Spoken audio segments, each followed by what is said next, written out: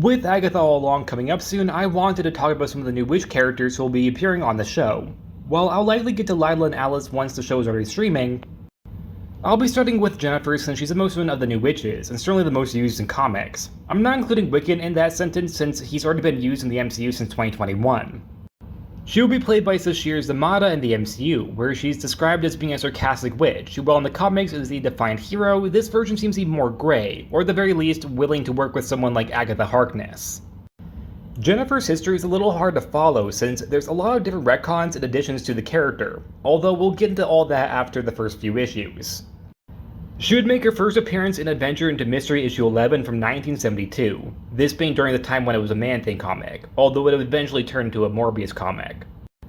The character of Man-Thing is actually pretty interesting when it comes down to his whole creation and how some people compare him to being Swamp Thing from Marvel, which is actually a very accurate description of the character because Man-Thing and Swamp Thing were intentionally made to be similar. In fact, they were created at the exact same time in the exact same place.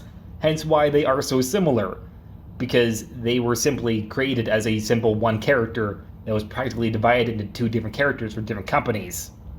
Although they have both moved forward where they have definitely reached a point where I don't think they're the same person anymore. They definitely have a lot of similarities down to their name, but they are a lot more distinct than they once were. Our story starts in a Florida swamp where Man-Thing comes across a pretty interesting sight. Two young adults attempting a ritual where we get their names, Jennifer and Andrew. In their dialogue, we can see that they're siblings, but Jennifer oddly calls him little brother. Do siblings actually talk like this?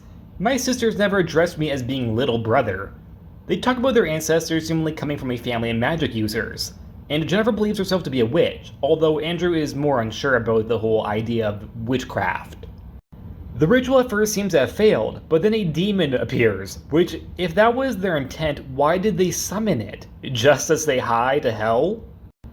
Anyways, the demon and Man-Thing get into a brawl, which is a lengthy fight that takes up most of the issue. I always liked how Man-Thing was willing to show just brute force, kind of like the Hulk but supernatural. We briefly see Jennifer and Andrew regret summoning the demon, which makes me question even more why did they do it? Just for fun? To see if Jennifer had powers? Why did they bring the demon here, and why in the swamp of all places? I mean, I guess that is the safer option than in a city, but they don't really answer that question why they did it. They just, for whatever reason, summoned a demon. They wouldn't return until issue 13, where Jennifer is bragging to their friend Jackson about summoning a demon, as one does, although he doesn't believe her. It's also revealed that their grandfather, Joshua Kale, isn't just connected to magic, but is a part of a Florida cult, which Jackson has some of his own affiliation with, and sharing the story to him wasn't a good idea.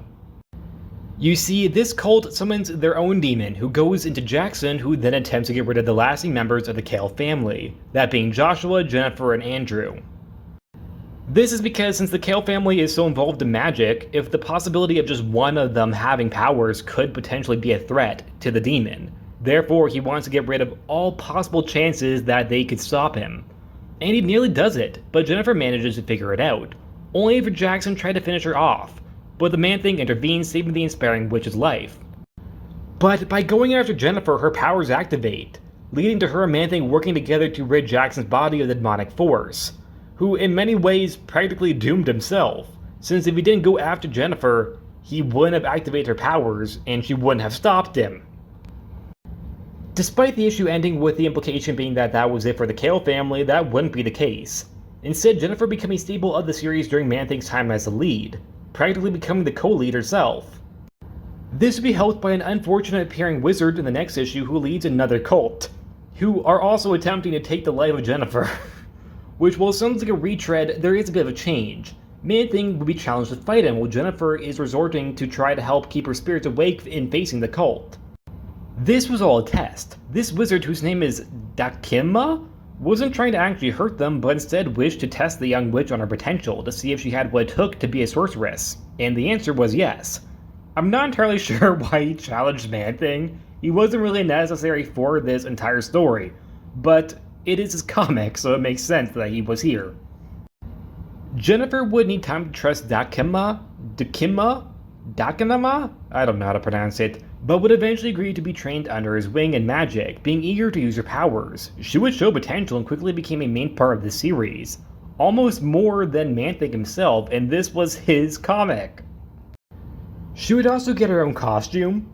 This is it? There's some controversy surrounding it because, well, I'm not the type of person to say that you can't have revealing costumes, but I do think it has to fit a character's personality and who they are, like Power Girl or Nightwing.